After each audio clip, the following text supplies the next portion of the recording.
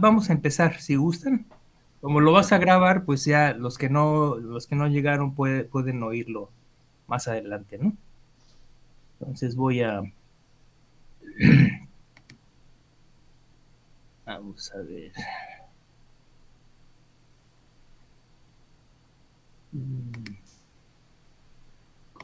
Y,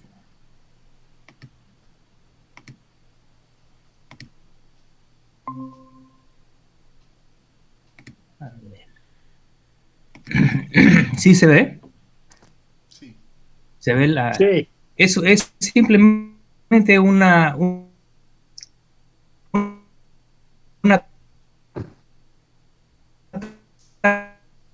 tabla Tayo Dama o el Tayo Dama Sutta. Sutta de los tres. ¿Por qué lo nombra así el Buda?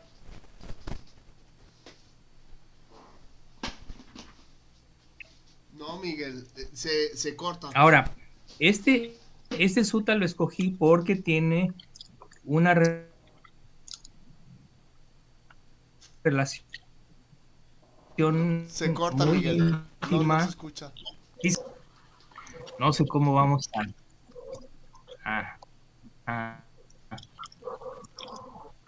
a, a ver, Oye, déjame. Miguel, ¿y podrá ser que lo hagas desde tu celular cerquita del modem?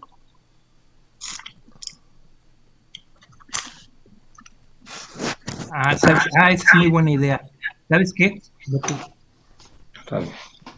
Si quieres, yo aquí pongo, Permite. pásanoslo en el grupo, el archivo, y lo ponemos aquí grandote.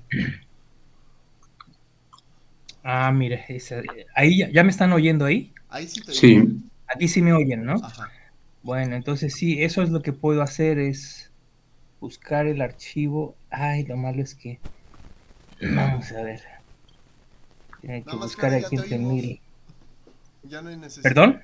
Nada más que ahora sí ya te oímos. Sí, ya me O sea, oyen, ya, pero en ya el no momento en tienes. que pongo la presentación, Es a ver, cuando pones déjame la intentar, presentación. voy a A ver. intentar algo. A Lo ver. que voy a intentar es irme a donde está el módem. Entonces, de esa forma vemos si hay mejor señal. Vamos a ver.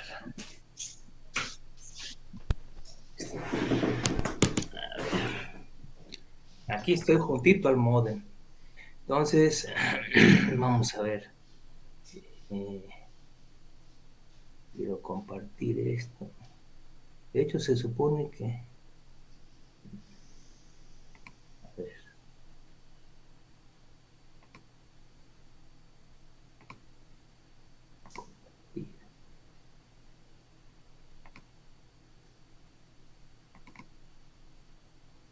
A ver, ahí se ve y me escuchan. Sí, Bueno, entonces sí es una cuestión del modem, probablemente. Bueno, a ver, ustedes me dicen el momento en que no se esté oyendo, ¿eh?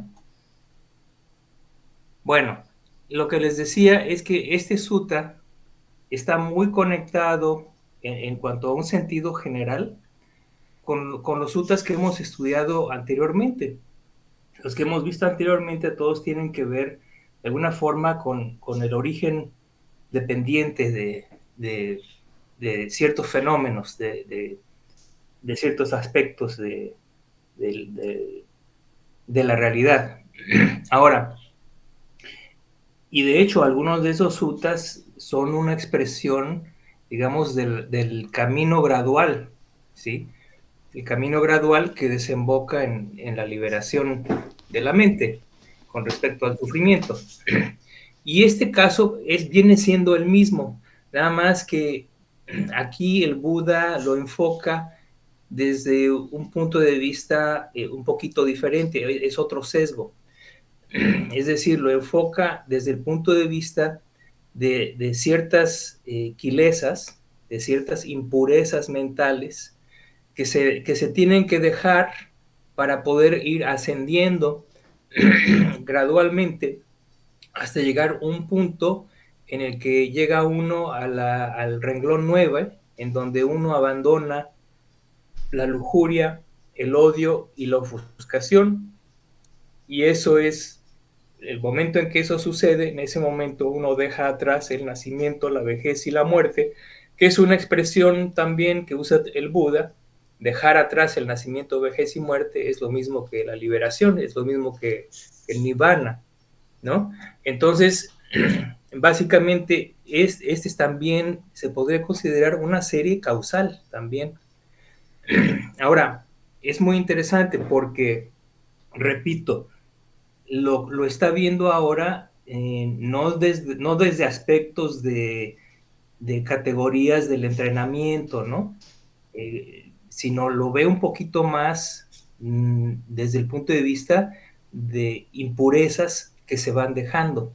Y también uno puede inferir de este sutta o de esta serie de, de categorías de impurezas, uno puede inferir que hay ciertos grupos, ciertas quilesas, que son, podríamos decir, entre comillas, más graves, más dañinas, más perniciosas que otras. O también lo podemos ver desde el punto de vista de que sean más o menos burdas, por decirlo así. Entonces, por ejemplo, él aquí escogí hacer la tabla de esta forma. Pude haberla hecho en el orden inverso, o pude haber hecho la tabla también desde el punto de vista positivo de las categorías, ¿no? En lugar de empezar en el renglón 1 con desvergüenza moral, a Jirika podría haber empezado yo con vergüenza moral, o Hiri, ¿no? Y así sucesivamente. No importa, porque con una tabla es suficiente, no necesitaríamos analizar todos los casos. Ustedes, de hecho, pueden hacerlo inclusive como un ejercicio, simplemente hacer esta misma tabla con todos los elementos opuestos de cada factor. Entonces, vemos, por ejemplo, que, y también de acuerdo con el sutta, en un punto en el sutta, el Buda dice, bueno, para una persona que es moralmente, moralmente desvergonzada y moralmente temeraria, se da la negligencia, ¿sí? Y una persona que es negligente, ¿sí? No puede abandonar la falta de respeto, el ser difícil de corregir y las malas amistades. Ahora,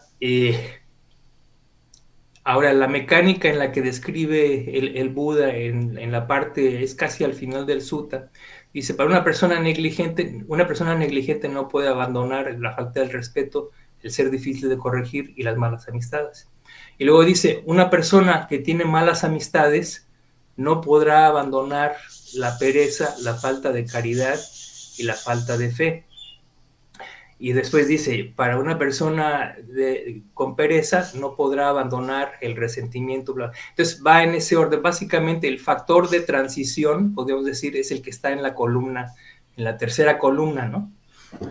Entonces, repito, lo que dice él es, para una persona con negligencia no puede abandonar, una persona negligente no puede abandonar falta de respeto, ser difícil de corregir y malas amistades.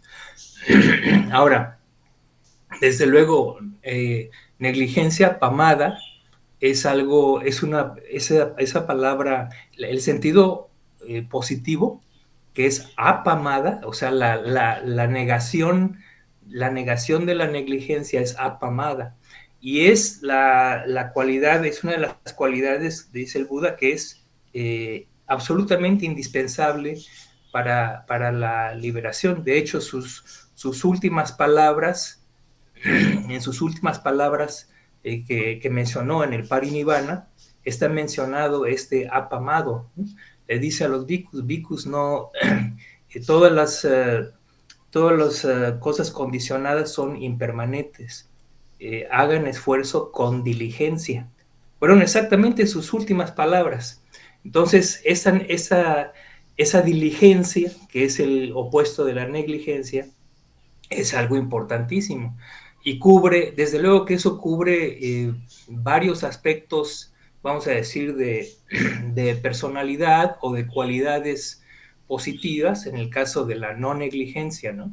Entonces, eso quiere decir que, por ejemplo, una persona no negligente es una persona que no es floja, que pone atención a las cosas, que tiene un cierto grado de discernimiento antes de actuar y cuando actúa y después de que actúa, etcétera, etcétera, ¿no? Entonces, esa no negligencia es un área muy amplia, ¿no?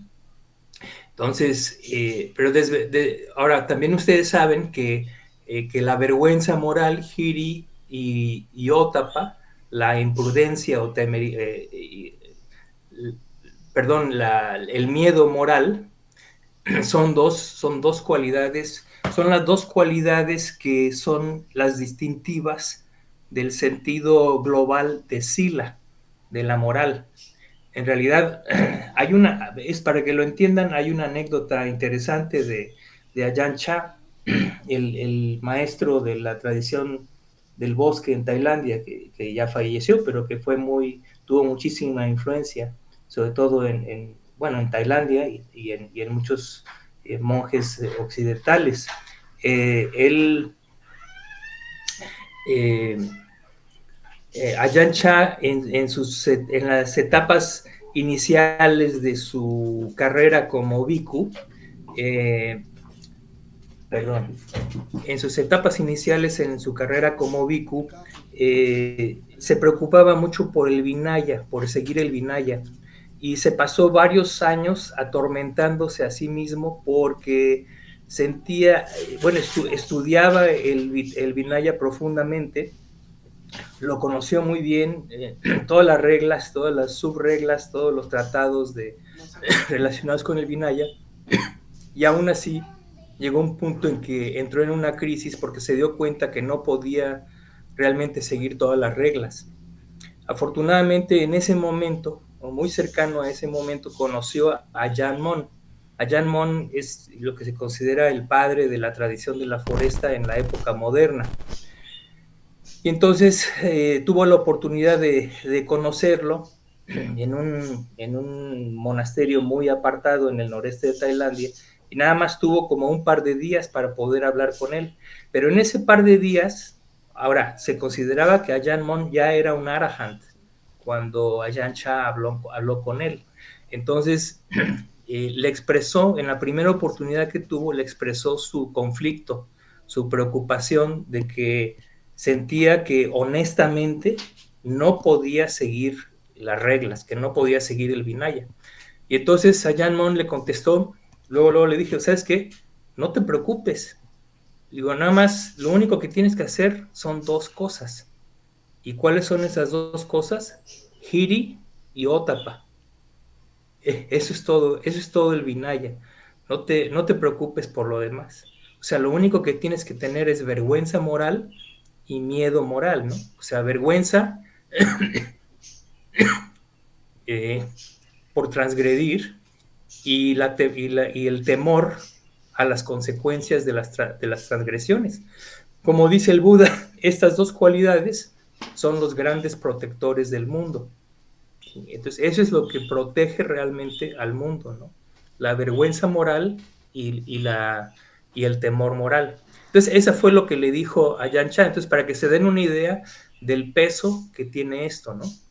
Entonces, una persona que de plano no tiene vergüenza moral y no tiene temor moral, pues necesariamente va a ser negligente. Esa es una persona negligente, pero una persona que constantemente está atendiendo a esas dos cualidades y las está vigilando y las está cultivando, esa persona, por definición, no es negligente en términos de la enseñanza del Buda, ¿no? Entonces, continuando con el sutta, repito, para la persona que es negligente, entonces esa persona tendrá falta de respeto, va a ser difícil de corregir y tendrá malas amistades. Ahora, una persona con malas amistades va a tener falta de fe, falta de caridad y falta de pereza. Entonces, las malas amistades ya lo habíamos visto anteriormente. Ya habíamos visto en un sutta que era el primer factor que daba lugar a la falta de fe, precisamente. pero aquí está más extendido, ¿no? Aquí lo explica un poquito más en términos de otras malas cualidades que van junto con el cultivo de las malas influencias o las malas amistades, ¿no? La persona tiende a no ser generosa, pero aquí no sé, aquí Avada Ñuta no significa exactamente generosidad, es más bien, Bhikkhu Bodhi lo traduce como falta de caridad, lo cual es muy acertado porque eso creo que refleja más el sentido del término Pali, porque no es una mera generosidad, sino es tener una, ¿cómo le llaman? Conmiseración, una compasión hacia la persona a la que da uno para ayudar, ¿no? El Buda dice, uno debe siempre dar a aquel que lo necesita, y eso es a lo que se refiere esto.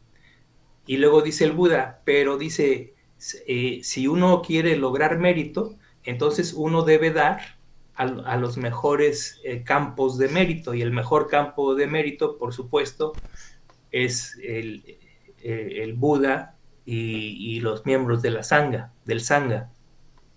Entonces, eso nada más para recalcar el aspecto de no crueldad, que va aquí acoplado con la generosidad, en este término Avada Ñuta. Bien, entonces cuando uno tiene malas amistades, no hay la tendencia a tener compasión de los demás o a ser generoso, sí, ciertamente, ¿no? Está uno más envuelto en otras cosas que no son de ningún provecho, ¿no? Bien, la tercera mala cualidad que se da con esto es la pereza. Y dice el Buda, una persona que es perezosa es una persona que no se va a poder deshacer de la arrogancia, de la falta de autocontrol o falta de carencia de control sensorial, y no va a poder deshacerse del resentimiento, ¿sí? Entonces, aquí Dusilyam, resentimiento es esa mala cualidad que está relacionada con la aversión, con dosa. Por eso es dusi, viene de la raíz de dosa, que es odio o aversión, ¿sí? El resentimiento es un aspecto particular de la aversión, ¿sí? En el cual la persona se torna, por decirlo así, sensible a, a las cuestiones negativas y reacciona con aspereza, con rencor, etcétera, etcétera, ¿no? Eso engloba este resentimiento, ¿no? Ahora, otro punto interesante aquí es el primer factor en la línea cuarto. Bhikkhu Bodhi lo traduce como agitación, distracción, que es la misma, es la definición clásica de Udacha. Ustedes recuerdan la dupla Udacha-Kukucha, que es agitación y preocupación como uno de los, como parte de los 5 impedimentos. Pero en realidad en el canon, en varias partes del canon, Udacha también es un término que se utiliza para definir la arrogancia. La arrogancia. Ahora, puesto que agitación y distracción, por lo menos la parte de la distracción ya está incluida en Chetazo Vikepa, entonces por esa razón me incliné más a traducirlo como arrogancia, ¿sí? Y creo que por ahí va la cosa. Lo puse entre paréntesis porque no voy a poner la mano en el fuego, pero les ofrezco las dos opciones para que ustedes reflexionen y a lo mejor ustedes mismos llegan a una conclusión respecto a ello, ¿no? Yo le estuve buscando bastante en los diccionarios Pali y todo eso, y sí, pues es una o la otra, pero otra razón, yo me inclino también por la arrogancia, es porque está describiendo toda esta serie de cualidades, o más bien de impurezas, ¿no? De quilesas. Y si está hablando en general de quilesas, la arrogancia entra más dentro de esa categoría, ¿no? Es un aspecto del engreimiento o mana. Mana o engreimiento es un término pali mucho más global que abarca diversos aspectos del engreimiento, como lo son la arrogancia, eh, por ejemplo, la vanidad es otra, etcétera, etcétera, el desprecio a los demás, etcétera, etcétera, el compararse, ¿no? El compararse con los demás, etcétera, etcétera. Todos son son ramas de mana. Entonces, esta audacia en esa modalidad sería arrogancia. Entonces, una persona perezosa no puede abandonar la arrogancia, la falta de autocontrol, es decir, el control de las facultades sensoriales. ¿Sí? No puede controlar el ojo, no restringe el ojo, no restringe el gusto, por ejemplo, entonces come como se le da la gana, etcétera, etcétera, ¿no? Con respecto a los excesos de los sentidos, ¿no? Pero eso está generado básicamente, tiene como base la pereza. Y finalmente la parte de aversión de estas quilesas es el resentimiento. Luego el Buda continúa diciendo que una persona con resentimiento no va a poder abandonar la falta de deseo de ver a los nobles, no va a poder abandonar la falta de deseo de escuchar el Dhamma, y va a tener una mente inclinada a criticar, es decir, una mente criticona. Entonces, esto es algo muy común. Esta actitud, pues creo que casi todos la tenemos, o en mayor o menor grado, es un indicador, ¿no? Esta tabla es súper interesante porque, por ejemplo, nos indica que esa tendencia criticona de la gente la sitúa más o menos como a la mitad, digamos, en esta gradación de quilesas, anda así como en términos medios, ¿no? Esa inclinación a criticar, y ciertamente esa es una mala cualidad que el practicante, el meditador, debe atender, ¿no? Debe atender para abandonar. O sea, tiene que concientizar que lo está haciendo, ya sea generalmente es verbalmente, pero inclusive puede ser no verbalmente, ¿no? O sea, por ejemplo, vemos o atestiguamos algo que nos parece reprobable y nos quedamos ensimismados en eso, reprobándolo y quejándonos y viendo la, la, viendo la paja en el ojo ajeno, como dicen los cristianos, ¿no? Entonces, esa es esa tendencia. Además, esa tendencia tiene que ser identificada como una quilesa en sí. O sea, esa es una cuestión a la que uno tiene que atender y entender para poder deshacerse de ella, ¿no? Entonces, como ustedes saben, cuando uno medita, o sea, sobre todo más cuando uno practica vipassana, uno tiene que estar muy consciente de los estados mentales que están surgiendo, ¿no? Entonces, este es un área a la que habría que prestar mucha atención. Claro, mucha gente casi no tiene este tipo de quilesa, pero otros sí la tienen muy fuerte, ¿no? Entonces, independientemente de que si es intensa o no, la persona de todos modos tiene que trabajar con ella, ¿no? O sea, inclusive si es una tendencia muy pequeña, tiene que ser erradicada, porque si no se erradica, entonces uno va a seguir afectado por la distracción mental, la falta de comprensión clara y la propensión a olvidar la verdad, ¿sí? Entonces, por eso es muy importante darle atención a esto. Y por supuesto, también uno tiene que examinar internamente qué tanto deseo tiene uno de ver a los nobles, qué tanto deseo tiene uno de escuchar el Dhamma. Eso nos da una medida. Si la persona tiene una fuerte inclinación a ver a los nobles y una fuerte inclinación a acercarse al Dhamma, es muy probable que tenga bastante débil esa mente inclinada a criticar, lo cual es muy bueno, ¿no? ¿Por qué? Porque están conectadas estas quilesas de alguna forma, ¿no? Son un mismo renglón, una misma serie, están en un nivel similar. Entonces, Este es, digamos, un termómetro con el que nos podemos medir, por decirlo así, ¿no?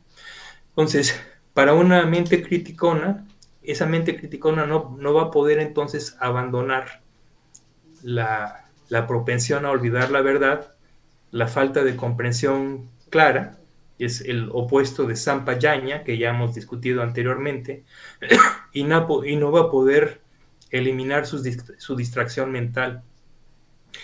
Eh, Aquí también la traducción de este punto de muta sacha fue un poquito difícil y finalmente tuve que cambiar lo que había yo escrito en el primer documento.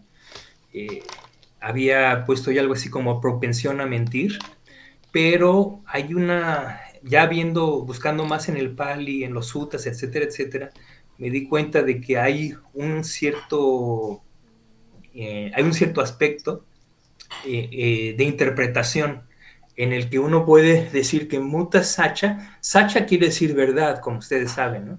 Como arilla sacha, la verdad noble, ¿no? Muta sacha se traduce como propensión a olvidar la verdad, pero podría traducirse también fácilmente como propensión a decir mentira. Ahora, aquí viene la sutileza. Lo que parece ser que quiere decir es que la propensión a olvidar la verdad se refiere a olvidar las verdades nobles, es decir, a olvidar las cuatro nobles verdades o a olvidar la enseñanza, ¿sí? Es decir, uno se deja llevar por el mundo y se olvida de las cuatro nobles verdades y se olvida de la enseñanza. Entonces es la verdad del Dhamma. A eso se referiría esta verdad, no tanto a que sea uno mentiroso. Sin embargo, aquí también pues hay un pequeño hilo de duda, ¿no? Porque si lo interpretamos desde ese punto de vista, también si somos honestos, a veces nos damos cuenta de que por lo menos internamente o en forma privada tal vez no seamos tan honestos con nosotros mismos a veces. Esa es una sutileza, esa es una pequeña sutileza que también tiene que ser abandonada, ¿no? O sea, la, el progreso en el Dhamma depende muchísimo, en una gran parte, de la propia honestidad interna, independientemente de lo que piensen otros, independientemente de la imagen que demos a los demás, etcétera, etcétera. Eso no es el factor importante. El factor importante realmente es sopesar cuál es nuestra actitud, sobre todo en las cosas en las que nos afectan, por ejemplo, qué tan honestos realmente somos, ¿no? Entonces, nuevamente, aquí hay dos posibilidades de interpretación, pero finalmente me fui hacia algo más, lo más tradicional. ¿Sí? Entonces, propensión a olvidar las enseñanzas, podríamos decir, lo cual es definitivamente muy común, es parte del día a día, ¿no? Los monjes y monjas, por su estilo de vida, están en contacto constante con la enseñanza y con la práctica, ¿no? Entonces, ahí se reduce mucho esta propensión. Pero bueno, bien, para una persona que es mentalmente distraída, ahora, esta distracción mental hay dos aspectos, y esto lo discuten algunos monjes contemporáneos. Hay dos aspectos. Uno es la mera agitación mental, como la conocemos en los cinco impedimentos, ¿sí? Pero el otro aspecto es la volición de distraer la mente, la propensión a que la mente se distraiga, de hecho. O sea, esa es la propensión que está detrás de, por ejemplo, ir a ver videos, ¿no? Estar buscando videos o irse al TikTok, ¿no? Y pasar de una cosa a la otra y estar ahí todo el día en eso. ¿Por qué? Porque la mente busca distracción, precisamente, pero esa es una forma de proliferación, esa es una forma de ignorancia, de ofuscación mental. La distracción mental es ofuscación. Entonces, ese es el otro sentido, ¿no? Entonces, nuevamente, Nuevamente, aquí uno tiene que ejercer la autorrestricción y moderarse mucho en la expresión de esas ganas de distraerse, nada más porque está uno aburrido o porque está uno fastidiado o porque no, ese es el recurso más fácil para enfrentar la manifestación de una impureza mental, es distraerse. Pero eso es lo que hace todo el mundo, eso no es lo que recomienda el Buda, ¿no? Para un meditador y sobre todo una persona que practica vipassana, cuando surge una impureza mental, uno no se distrae, uno se queda con lo que está sucediendo y lo ve directamente y entonces ejerce su discernimiento y dependiendo de cuál sea esa impureza, la va a tratar de una forma u otra para eventualmente eliminarla, ¿no? Es decir, la va a tener que enfrentar en lugar de rehuir, o sea, la distracción es rehuir el enfrentamiento con las impurezas, ¿no? Entonces es algo que nuevamente uno tiene que analizar con mucho cuidado, el propio comportamiento interno y ver cómo está uno reaccionando en relación a este factor, ¿no? Entonces, continuando, dice el Buda que una persona que tiene distracción mental no va a poder abandonar la flojera mental, la lasitud mental, no va a poder evitar seguir un camino equivocado y no va a poder desarrollar yonis o manasikara o la atención propiamente dirigida, sino que va a caer en una atención descuidada. Claro, está muy relacionada con la distracción mental, precisamente, esa es la conexión. ¿Sí? La atención es ahora descuidada, es floja, es negligente, está erróneamente dirigida, no atendemos a lo que debemos atender porque hay distracción y hay lasitud mental, ¿no? Esa lasitud es esa flojera, que está relacionada también como impedimento con el letargo y torpeza mental, ¿no? Entonces, esa flojera mental uno tiene que deshacerse de ella, ¿no? Esa modorra, esa tendencia a dormir de más, a flojear, etcétera, etcétera, tiene que ser completamente eliminada, ¿no? El practicante tiene que ser enérgico en ese sentido, ¿no? Ahora, seguir el camino equivocado significa, en los suttas, una y otra vez, quiere decir lo opuesto al noble óctuple sendero, es decir, el sendero óctuple incorrecto. Eso es. Entonces tomen el noble óctuple sendero y entonces tomen los factores opuestos y eso es seguir un camino equivocado. A eso se refiere, ¿no? Bien, cuando hay flojera mental, entonces uno no puede abandonar, ya aquí no puede abandonar los tres aspectos súper importantes, que son los que marcan la distinción entre un sotapanna y una persona ordinaria, que son la noción de existencia personal, la duda y la comprensión errónea de los preceptos y observancias.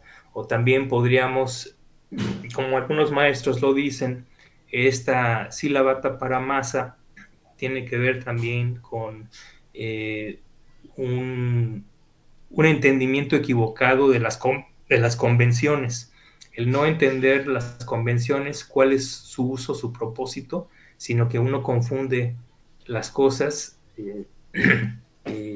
no distinguiendo los contextos, no distinguiendo los límites, etcétera, etcétera, ¿no? En cuanto a convenciones, y aquí, claro, los preceptos son convenciones, si ustedes quieren. Las observancias, como el Vinaya, etcétera, etcétera, también son convenciones, etcétera, etcétera. Pero no debe uno creerlos a pie juntillas, por decirlo así, o pasar al opuesto, ¿no? Y tener una actitud aversiva hacia ellos, ¿no? Entonces, la persona que está balanceada en esto es una persona que no tiene sílabata paramasa, ¿no? Está libre de, esta, de este encadenamiento. Estos ya son encadenamientos, son los primeros tres encadenamientos llamados inferiores: la noción de existencia personal, la duda y la comprensión errónea de preceptos y observancias. Ahora, Esto no se... Ahora, aquí lo interesante es esto, ¿no? Que entre el renglón 7 y el 8, eso marca el gran paso, eso marca el gran brinco, ¿no? De una persona ordinaria, un putuyana, a una persona noble, a un aria, ¿no? A un arilla. Entonces, y aquí el factor de mucho peso, es como todos los demás factores que hemos visto en la columna tercera, porque los factores de la columna tercera son los que hacen la conexión con con el siguiente renglón.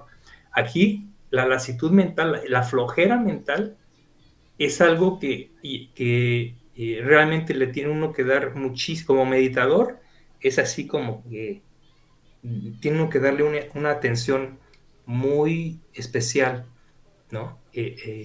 No permitirse ningún momento de flojera si fuera posible, ¿no? Digo, ese es el estándar de los monjes. Los laicos, desde luego, nuestro estilo de vida nos, nos impone limitaciones y dificultades, ¿no?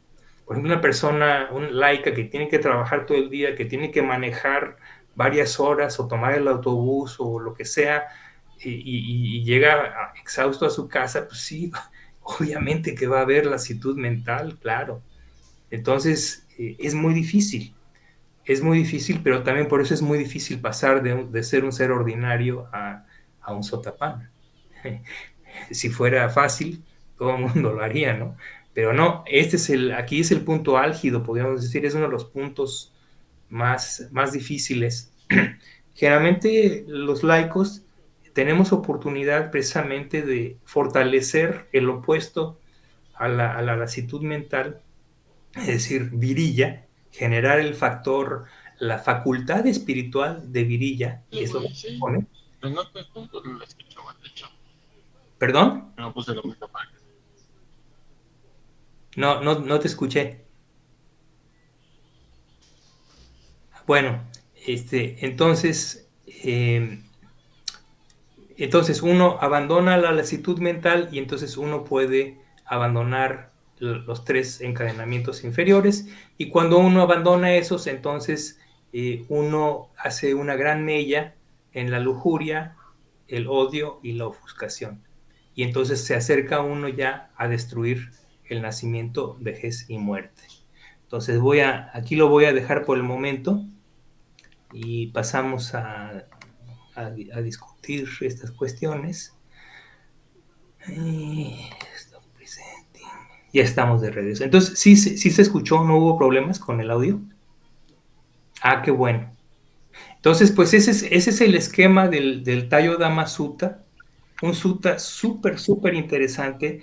Y si ustedes lo piensan muy bien, tiene una relación, vamos a decir, estructural con los suttas anteriores que hemos estudiado, ¿no?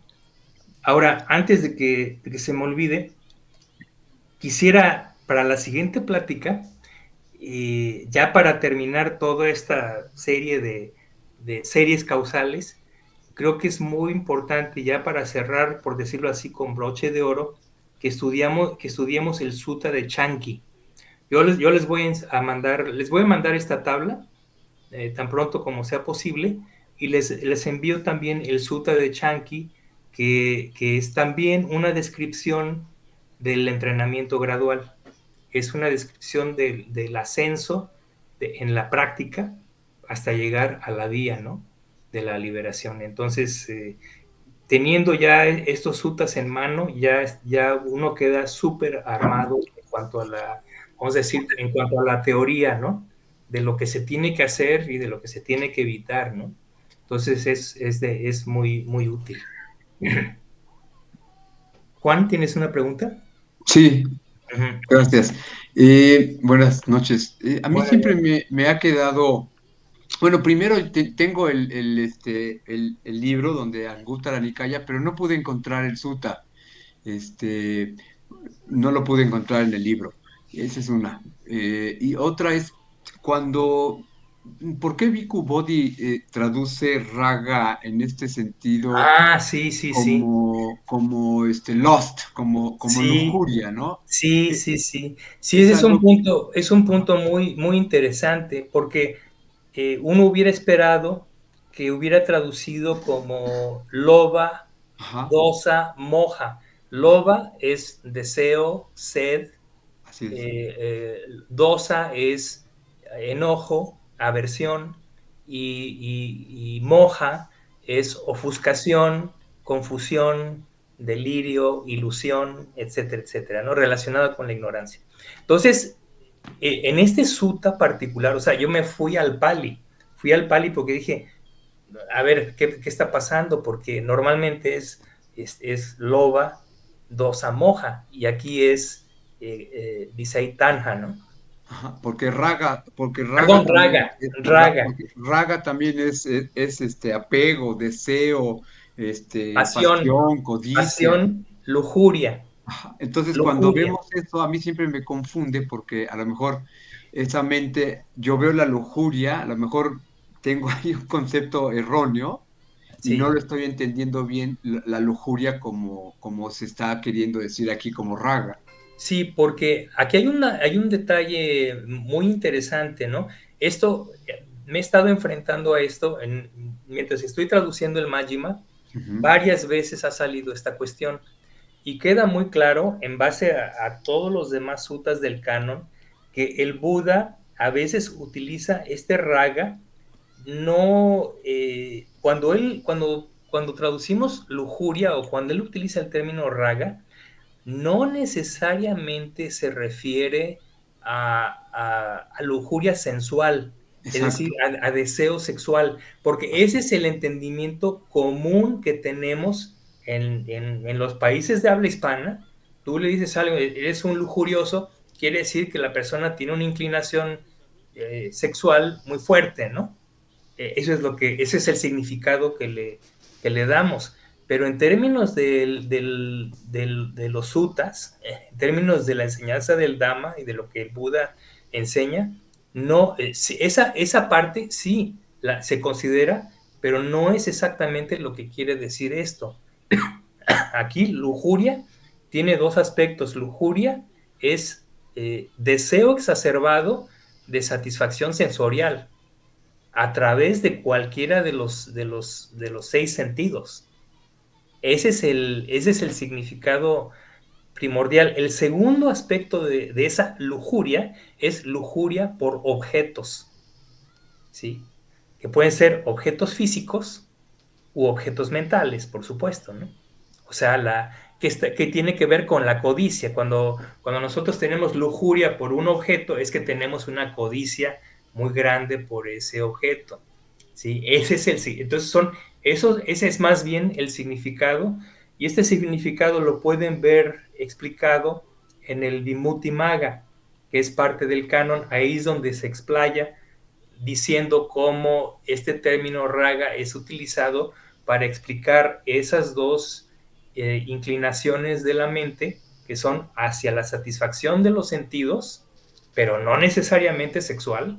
O sea, este raga también ser raga por sabores, raga eh, por objetos visuales, raga por sensaciones corporales. Y, Y la otra parte es ese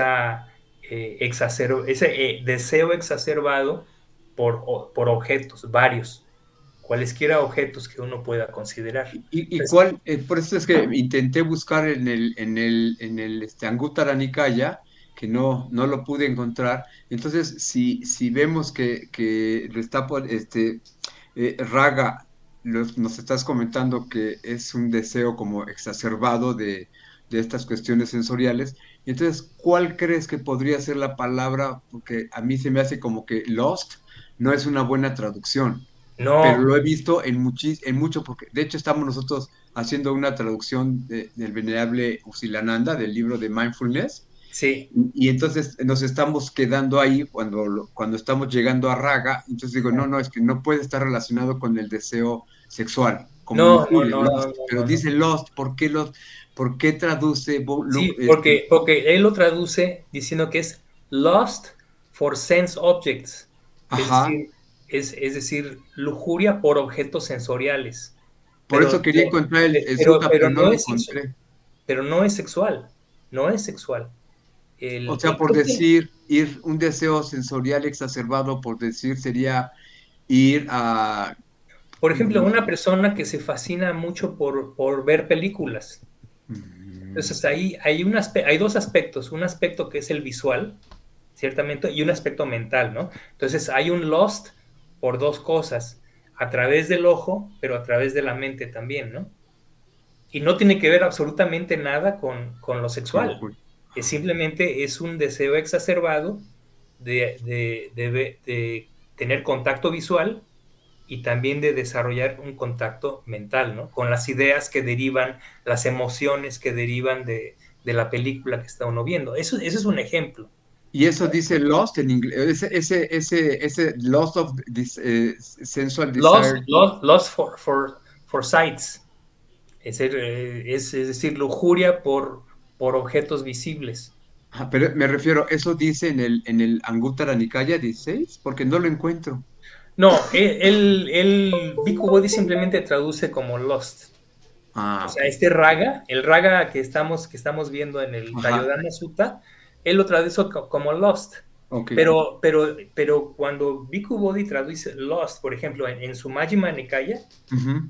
todo el tiempo que traduce lost siempre se está, o el 90% de las veces se está refiriendo a estos dos aspectos: deseo exacerbado por objetos, por satisfacción sensorial, y el segundo aspecto es deseo exacerbado por diversos objetos. Así es como se considera en el Dhamma, así es como debe ser considerado. Y la confirmación de eso que estoy diciendo, porque Bhikkhu Bodhi no lo hace explícito, la confirmación la encuentra uno en el Vimuttimagga. Ahora, creo que en el sutta que les envié, en las notas, ahí digo eso.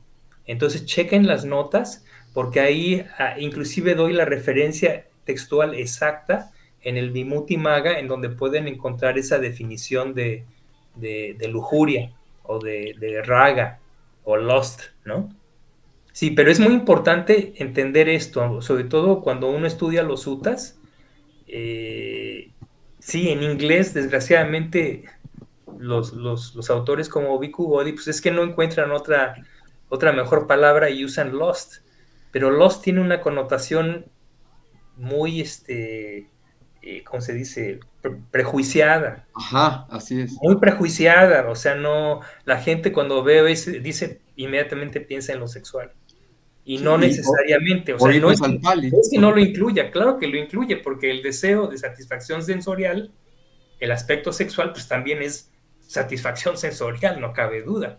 Y también uno puede considerar la parte de objeto como objeto sexual, ¿no? De hecho, tenemos ese término que es muy común, que se Y hay considera a algún, una persona ajá, como un objeto sexual.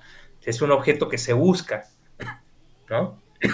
Entonces, en ese sentido, sí, ahí sí cabe la palabra del inglés lost, ¿no? ajá, O lujuria. y hay algún término relacionado, por ejemplo, en los factores mentales que pudiera entrar en lujuria.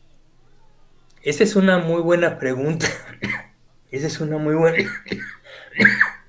buena pregunta, porque sería, digamos que más adecuado utilizar ese término. Ujú, Pero raga, bueno, ya me estoy acordando. Está el par es un par de términos que van acoplados. Nandi raga, Nandi, Nandi, Nandi, guión raga. Nandi raga es algo así como infatuación y deleite. O sea, Nandi es deleite. Entonces uno toma deleite en los objetos de los sentidos, o una toma deleite en objetos materiales. ¿Sí? Entonces esta dupla a veces se utiliza en los suttas. O sea, este raga va acompañado de Nandi. Y eso es lo que dice el Buda, que ese es la causa del sufrimiento. Ese Nandi raga, ese, ese deleite y lujuria en el sentido del Dhamma, es la causa del sufrimiento, ¿no? Claro, repito, el aspecto sexual es una subcategoría nada más, o sea, es una parte, pero no es como equivocadamente a veces lo interpretamos cuando vemos la palabra lust en los sutas, nos vamos con la finta y pensamos que se trata de deseo sexual y no necesariamente. Eso es muy importante, ¿eh? Esa distinción siempre hay que tenerla en mente para no irse con la finta. Sí. Muchas gracias. Ujú. Bueno, no sé si haya otra preguntilla o comentario. Bueno, entonces, a ver, adelante. Cuando habla de querer ver, tener contacto con los nobles, ¿cómo Sí, se debe de interpretar? Porque, como, precisamente el deseo está relacionado íntimamente con escuchar el Dhamma. ok, Ahora, aquí es interesante porque es precisamente esa pregunta tuya es un aspecto central en el Sutta de Chanki, en donde precisamente describe el mecanismo de cómo es esa cuestión de la búsqueda de los nobles, ¿no? sí, De búsqueda de compañía con los nobles. Eso también, si vamos de regreso al Tayodama Sutta, eso es precisamente el aspecto de buscar buenas amistades. Porque buenas amistades no quiere decir nada más cuatachos de todos los días, no. Se refiere en términos del Dhamma, se refiere a buscar a personas nobles. Esas son las buenas amistades que uno debe buscar. comprendo. Entonces, este es el aspecto de querer asociarse con los nobles, se refiere a eso, ¿no? Querer asociarse con maestros del Dhamma propiamente, ya sean laicos o sean monásticos, ¿no? Entonces, y precisamente esa es una parte súper interesante del Sutta de Chanki que vamos a ver en la siguiente sesión ya para cerrar todo este tema tan grande del entendimiento correcto y de las secuencias causales. Muchas gracias. ¿Sale? Bueno, Gracias. entonces lo dejamos ahí y que estén todos muy bien, contentos, en paz, que puedan practicar con tranquilidad, que se den las condiciones para que puedan avanzar mucho. Ese es mi deseo. Que Sadhu. estén muy bien. Muchas gracias. Hasta luego. Buenas noches a todos. Gracias, Gracias. saludos. Gracias, buenas noches. Saludos, bye. Bye.